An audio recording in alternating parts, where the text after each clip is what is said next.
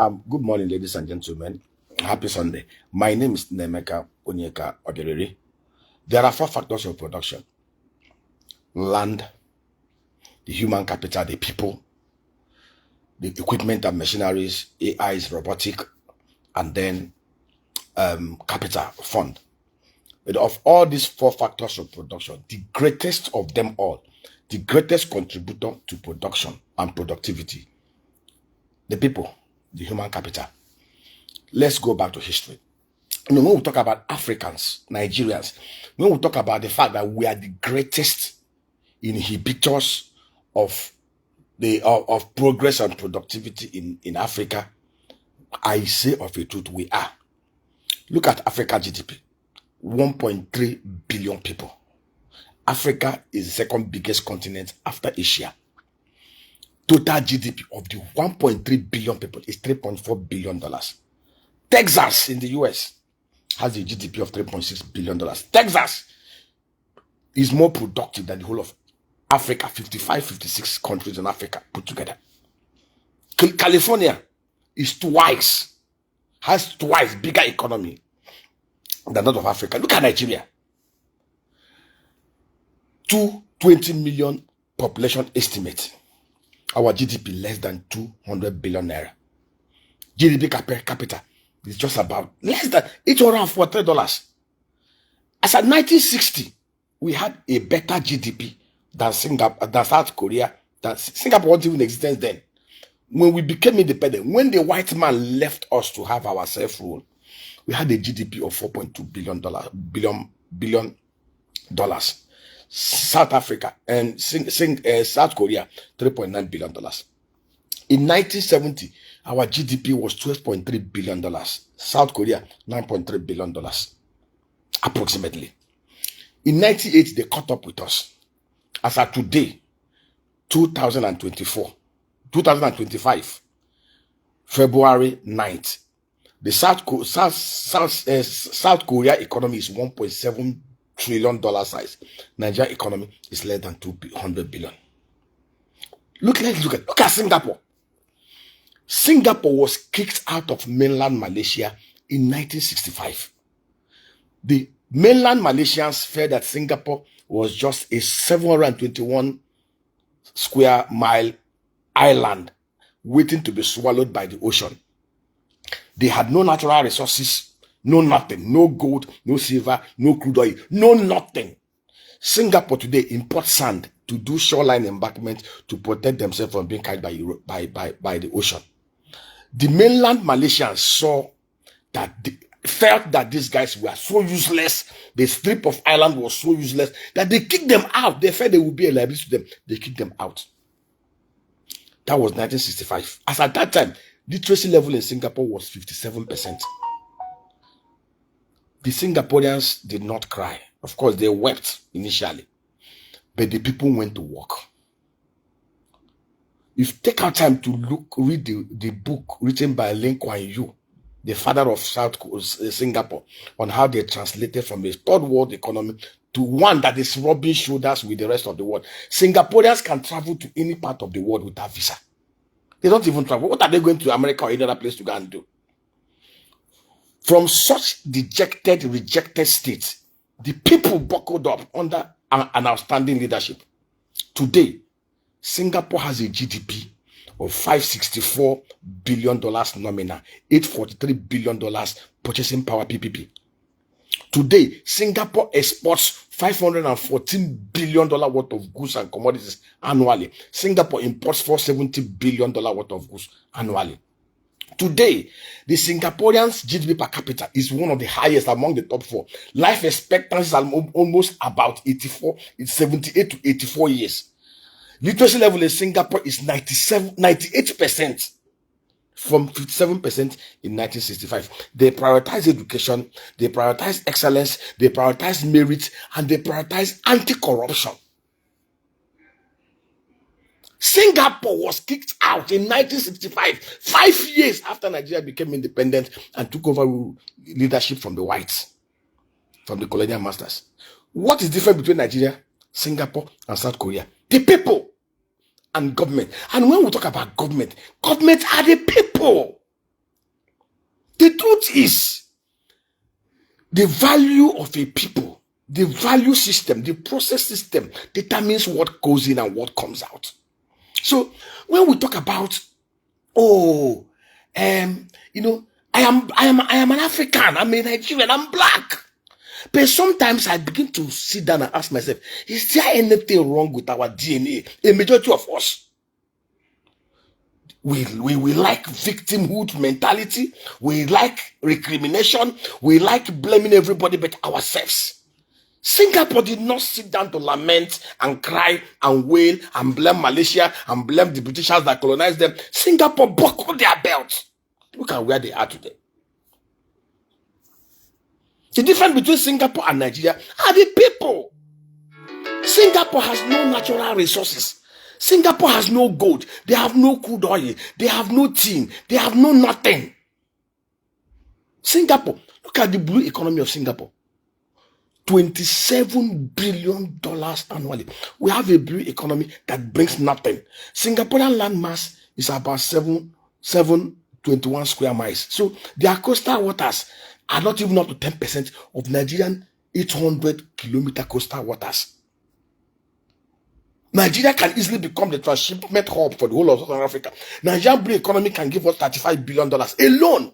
We have a blue economy minister and the ministry that don't even know what they can do to ramp up our blue economy to that level. We have incompetent people at all levels. We have this lazy mentality, entitled mentality. We don't follow process. We are so greedy. We are so perverse. Everything about us is egombute. Everybody just thinking about what to get, what to steal, what to clean out, how to binge, how to drink, how to eat, how to pursue women of easy virtue. That is all we do. We are so short-termic in nature in this part of the world. And we practically hate ourselves. When we talk about, racism, the kind of ethno-religious bigotry that happens in Nigeria, the kind of xenophobic wickedness that happens in South Africa against fellow Africans is worse than the racism in the West. But we don't talk about it. We are quick to blame the others. We are quick to recriminate. Look at Netherlands. 1.4, 1.6 million hectares of arable land mass. 18 million people. The Dutch even had to do hundreds of kilometers of shoreline embankment and walling to prevent themselves from being carried by the ocean, because they are practically below sea level. Africa is the only continent above sea level. We do not have the kind of earthquake, tsunami, storm that the West experiences. Africa hosts almost 60% of some of the best mineral resources that God has endowed mankind with. God practically chose Africa to be the Eden of the world. But yet, what has happened to Africa and Nigeria is that we have decided among ourselves to self-ruin our destinies, and then we blame the whites. We blame the West. We try to put everything upon them. Did anybody force us to do what we do? And that is the truth. Netherlands. 1.2, 1.6 million hectares of arable land mass. 18 million people. Less than 200,000 people employed in the agri sector. Every year, they export 122 billion euro worth of agro commodities. Nigeria, 64 million arable land mass. The best water tributaries anybody can think of. River Niger, River Benue, and all other water body. The best sunshine, the best rainfall. We don't have snow. We don't have storm. We don't have anything that is like will destroy us. Even the flood we experience is because of our stupidity and imperialism. Yet we can't even feed ourselves. Food inflation in Nigeria is almost about 42%. Because of insecurity, we cannot tackle insecurity within our domain. We cannot even follow processes. Why are the Dutch able to do this? Because they are disciplined, they are focused, to understand what value is. They know how that you must follow process. Even the Bible we read, some of us say, today is Sunday, we'll go to church. Shrine, I can't call it church, because church is a place where people bring light and add value. I call those things, most of these that we do, shrines. Because the church brings light, it does not bring darkness. The church brings progress. We gather, we read, oh, Isaac, in Genesis chapter 12, Isaac sowed and he reaped 100-fold, 10,000%. God blessed him. But we forgot to know that when God told Isaac to stay in Gerar, Isaac did not fold his arms. There was no rain. There was no dew. But Isaac knew there was water underground. Isaac began to go and look for the well his father dug. He got the first one, they challenged him. He didn't go to fight, to shed blood. He will not shed blood. He went to the second one. They challenged him. He didn't want to shed blood. He had enough army to crush those people, but he didn't want to lose any of his men. He went to the third one, and they did not contest it. He called it Rehoboth, and he dug. He got water. He irrigated. He was the only one that produced. And because he was the only one that produced, he had control of the supply market. And he sold and he reaped 100-fold, 10,000%. Isaac put on his thinking faculty that God gave him. And that is why the Jews today, 15 million people, they practically control the whole world because they use their brain. You can hate the Jews as much as you like, but these guys are the light of the world. Without the Jews, most of us are doomed. Some of the greatest inventions, some of the greatest technological breakthrough, some of the best in the medical field, agriculture, tech, and everything are the Jews. We have 19 million cows in Nigeria that's only bringing death to stupid herdsmen moving everywhere, raining brimstone of death and destruction of communities. 19 million so-called cows, yet we import $1 billion worth of dairy products. The Jews have their own cows in air-conditioned ranches. They don't move them around like idiots. Their own cows produce 60 liters of milk per cow per day. Our own produce nothing.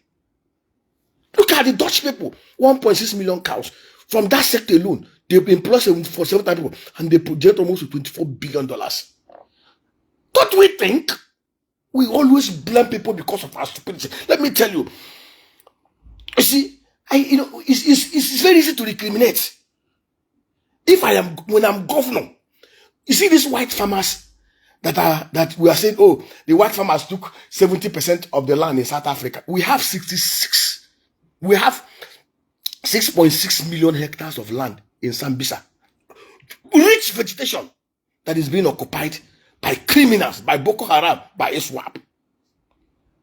When I become president, I will give them free passage. I will move aircraft to go and bring them and give them Sambisa forest and allow them to set up their own security there.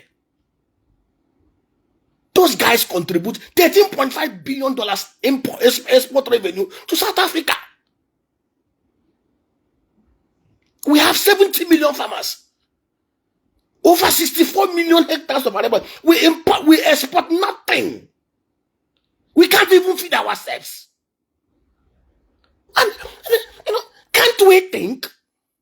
We don't follow process. We don't believe in rule of law. We don't believe in getting things. We don't believe in discipline. We don't believe in hard work. We forgot that process is the main. You must follow the process. Everybody wants it quick fixes. Quick fixes. We are quick to see. I say it to anybody who cares to listen. The only person that will determine your fate is you and God. Nobody, no mortal can determine your fate.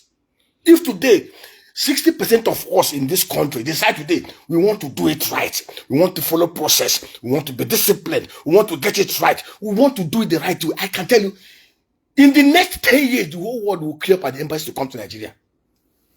We won't do it. Donald Trump just told the white farmers, since these guys don't want you to stay in their country, since they fed your grandfathers, stole their land, oh yeah, come to America, we'll give you land. Some people have started calling him, oh, he's a racist, he's this. You have 64 million arable land mass. There's no white man in Nigeria. What have you guys done with your own land?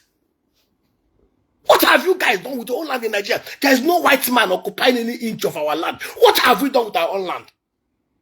The same land that we are utilizing. If you bring those white men from South Africa and allocate those lands in Sambisa or even inside to them, they will turn it into billions, tens and hundreds of billions of dollars every year.